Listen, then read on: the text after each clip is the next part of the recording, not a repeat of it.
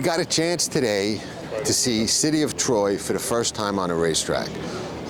I thought personally that he looked magnificent, but most of the Coolmore and Aidan O'Brien horses usually do. He was a little sweaty, but that's actually a good thing for Aidan's horses and not something that he worries about. So if he's not worried about it, I don't think we should be worried about it. But here's the thing. I was very curious when they decided to run City of Troy for the first time on dirt in a race like the Breeders' Cup Classic, and I had a chance to catch up with Aidan and ask him that very question. Aidan, when in City of Troy's career did you first decide that you were going to run him on the dirt for the first time in the Classic? Yeah, probably before he ever ran at 2. That was always the dream. That was the dream about getting Justify originally.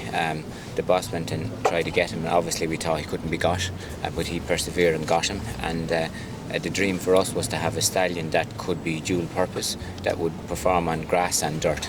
And obviously that's why the boss sent the best mares, and that has been the way since. And obviously himself and the filly were the first, came along the first crop, so yeah, incredible really. So obviously this horse has always been very highly rated from the time he was a foal. He was kind of always rated an 8 out of 10, and that'd be very high rating, but usually that's the kiss of death on a horse, because the spotlight is on them and there's always extra pressure on them, and usually horses wilt and fail when those kind of expectations are there.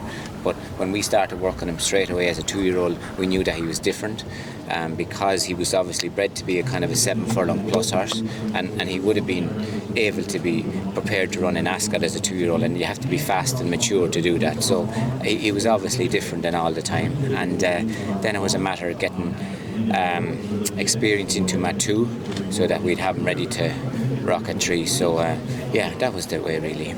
We say the same thing every year. It never changes.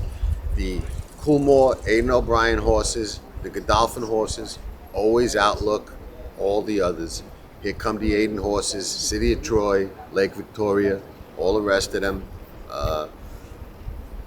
Not a lot of outfits you could say this about. There are a couple. Aidan's one of them. They're all live. I don't care which one you pick out. They come to run. They don't bring horses here that have no shot, and just see for yourself.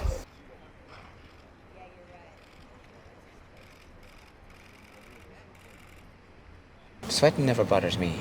You know, I would always rather see him sweating than not, because usually if they're sweating, they're up for it, rather than coming here floating around. And you know what I mean? You know, like the Classic is going to be ferocious, and like he's going to have to be on his game. You know what I mean? And if he's anyway laid back or whatever, like you get wiped out. You know. So I would rather him be a little bit edgy and a bit ready rather than laid back. Like it's not. This is a big difference than racing in any race that we have ever run a horse in. You know, where you get out relaxed and everything happens smooth into you and it comes back to you. Here you don't. It doesn't happen. So City of Troy is the morning line favorite. I don't think he's going to be the favorite come post time, and I know a lot of people are talking about him being a really bad bet as the favorite. Well, couple of thoughts. Again, I don't think he's going to be the favorite. I think that's probably going to wind up being fierceness when they load him in the gate. But if I'm wrong and he is the favorite, it doesn't matter. There's always value to be had in a race like the Breeders' Cup Classic. There's so many different wages and ways to structure your bets that it doesn't deter me at all, a horse being asked to do something for the first time and going off the favorite.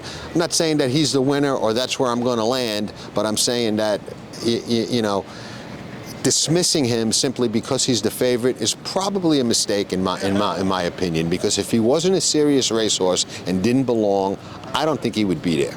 And thank you to AmWager for bringing us out here, helping make all these videos possible. And remember, you can bet the Breeders' Cup and more on AmWager.com. Check out all their promos. Check out everything they've got to offer. Fantastic platform.